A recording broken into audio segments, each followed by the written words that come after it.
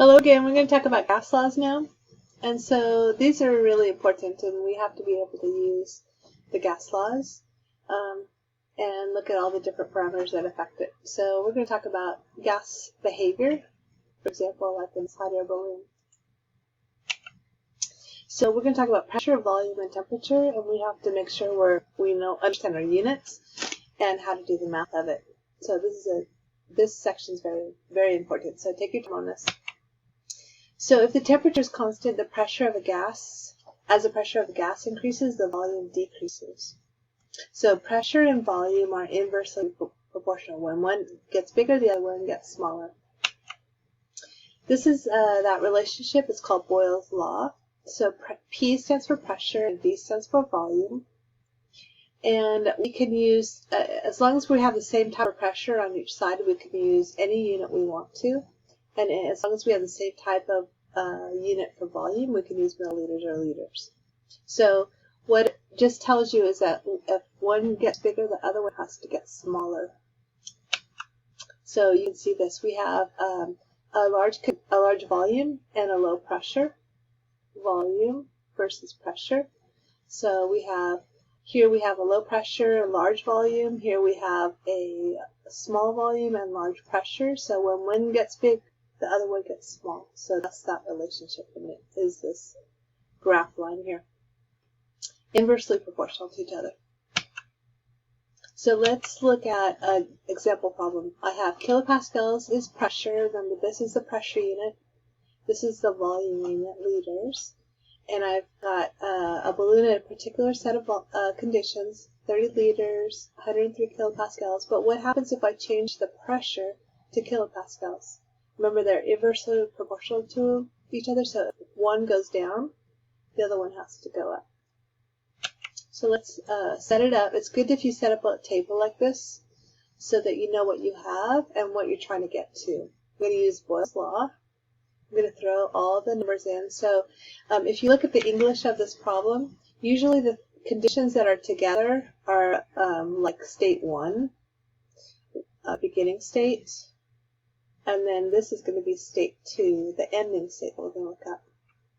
So that's how to figure those out. Usually in the English of the problem, the 2 or 3 conditions that are related to each other are written together in one sentence. So we're going to use pressure 1 and volume 1 on one side, and then we're going to use the new pressure on the other side. So we'll set it up. If you'd like to, lots of books will rearrange the equation first and then put the numbers in. I generally like to just put the numbers in where they go. So I'd put 103 here, 30 liters there. I put 25 kilopascals there. And then this would be my unknown. And then I would solve both sides for V2. So I prefer to put the numbers in place and then rearrange the equation to get to my unknown. But lots of books, and I think your textbook likes to rearrange the equation first and then put the numbers in. So do it whatever way is comfortable for you. It doesn't matter which way you set it up. And I will generally show it when I show it on video will be the other way, where I throw everything in the equation and then I solve for the unknown afterwards. If you do that way, you're going to get, this is your ending, and then take this times that, divide by that, look at your sig figs after you have an answer. So let's look at the sig figs in this problem. I have 3 sig figs, 3 sig figs, 3 sig figs. The answer has to have 3 significant figures in it. Even if I use scientific notation, this part's not the sig fig part. It's this right here, that's my significant figures. So try this problem, see if you can do it in your calculator and rearrange things. Try it either way, whichever way your brain likes it. So you can try this problem yourself and see if you could set it up and get an answer for it. Charles' law is a different law. We were just talking about Boyle's now. Charles is saying that if volume increases, the pressure is going to, temperature and pressure are related. So temperature increases, the volume increases. So they're directly related to each other. So when one goes up, the other one goes up. So they're showing that here they have a balloon in water, and they're heating up the water, and it's expanding out. Okay. You can see that on a hot day. If you get balloons for a party and you sit in your and you put in your car on a cold morning, you're not going to go to the party till later, and it gets hotter in the afternoon. The balloons will get bigger and they might even explode. So I've had that happen to me. I'll go to Dollar Tree, get balloons, put it in my car, and then I come back out. I leave it in my car because the party's going to be the next day. Come in my car and they've all deflated, and because it's colder in the morning. So and I had to remember my gas laws that they're all good. They're going to come back to where they should be when the temperature is right. Charles' law is talking about volume and temperature. And so let's look at this one. Charles' law says that as temperature gets bigger, the volume is going to get bigger. So this is what I was talking about with the balloons. So we have temperature and a volume, and then we're looking at the new temperature when it gets hotter. Remember, this has to be Kelvin, so we can't start the problem until we change that to Kelvin. So always remember, gas laws have to be in Kelvin. So here's our beginnings, and we're going to change that temperature. What's our new volume going to be? We're going to use this gas law. So remember, always change your temperatures. This is the most common mistake I see on quizzes and tests, is forgetting to change Celsius into Kelvin. So add that 273 to your numbers to get to Kelvin before you do the problem. They rearrange this equation first, and like I said, I don't do that. I just put all the numbers in where they go on this equation, and then I solve for the unknown. So you do what's best for your brain. We had, let's look at sig figs. 3, 2, 2.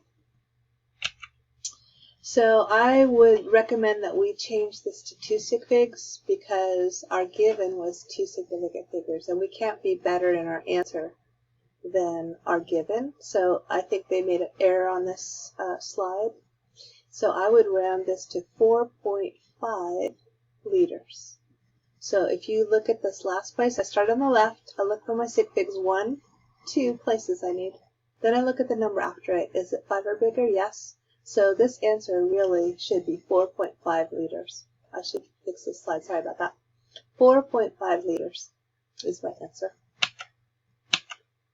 So try this one yourself. Remember, what do we have to do first? Always add the 273 to those before you start. And then Gay-Lussac's law says that it's relating pressure and temperature together. So these are directly related. As one goes up, the other one goes up. So when one increases, the other one increases. And here's the relationship. Temperature has to be in kelvins. Don't forget that part. Kelvin always in gas laws. All gas laws. And so pressure cooker is using this principle to have lower pressure in the pressure cooker. So aerosols can say you should not heat them over a certain amount. We looked at the aerosol can in an earlier little video because it's increased that pressure inside that can. So we've got pressure initially, we have a temperature initially, and then we're going to change it to a really high temperature and see what happens to the pressure and see if that can will burst. So what do you have to do first? You're right, change it to Kelvin first. So change it to Kelvin, throw it into the equation, solve for this. Let's look at sig figs because the sig figs are not correct either. 25 means that I better have my answer in 2 sig figs. So let's look at this. 1, 2, 5 or bigger, yes. Change that to 4.2 should be my final answer. 4.2 times 10 to the 2, or 420, no decimal place. Try that one yourself. What do you got to change first? Right, temperature. Combined gas law is the one I generally always, I just take all these ones that I've just talked about and change it into one law. I just have to remember this law instead of all those other laws. So this makes it easier. It's going to talk about every single relationship.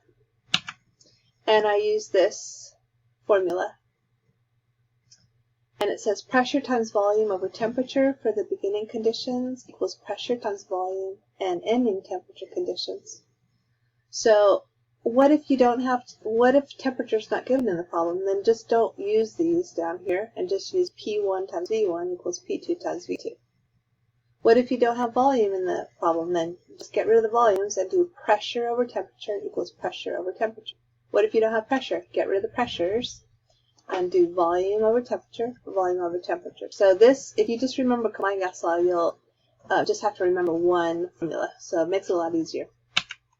So what if we have liters, temperature, pressure at the beginning and our ending of STP? This is where you have to know STP, otherwise you can't start this problem. So memorize that. Put it on a note card. These are STP, 273 degrees K, 0 degrees C, 101.3 kilopascal. So make sure you know what STP is. This right here, very, very important, because otherwise you can't start the problem. So I've got everything I need except for volume 2, and I'm going to throw it into the combined gas law. And I have everything in degrees K, so I'm ready to go. So they rearranged this equation, which I'm not a fan of, but you'd have to rearrange later afterwards anyway, and you would get this set up. Then how do you do the math? Take 30 times 153 times 273, divide by 101.3, divide by 313, and you'll get your answer. Let's look at sig figs to see if I like these sig figs. I've got 3, 3, 3, 3, 3. Well, this is 4. But 3 is my smallest number of numbers, so my answer has to have 3 in it. So try this one, see if you can get this answer in your calculator so that you know how to set yours up. It's a really good problem. And you'll have tons of these gas law problems on quizzes and tests. This is a really important one. So know this formula. And then you can just use it in all the situations we just talked about. Just remove something if it's not in the problem. If there's no volume, just remove the volumes out of that formula. All right, here's one to try yourself. What do you got to do first? Change these C's first.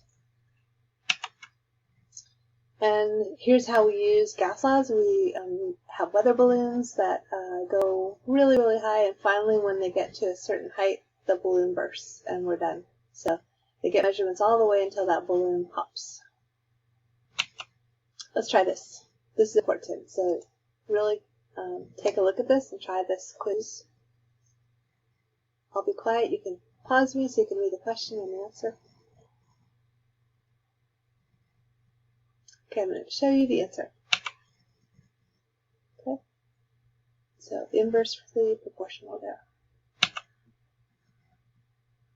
Check this one out, pause me, see if you can figure out the answer, and then I'll give you the answer.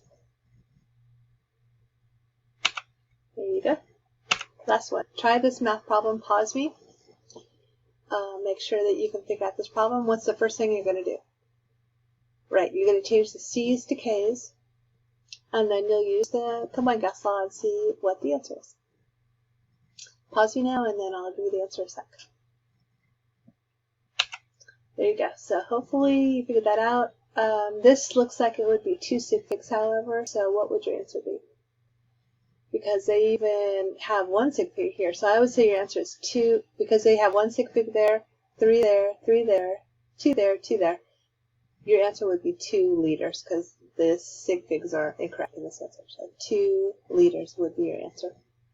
All right, I hope you learned a lot. This is a really important section, so make sure you carefully take notes on this and understand how to do the math.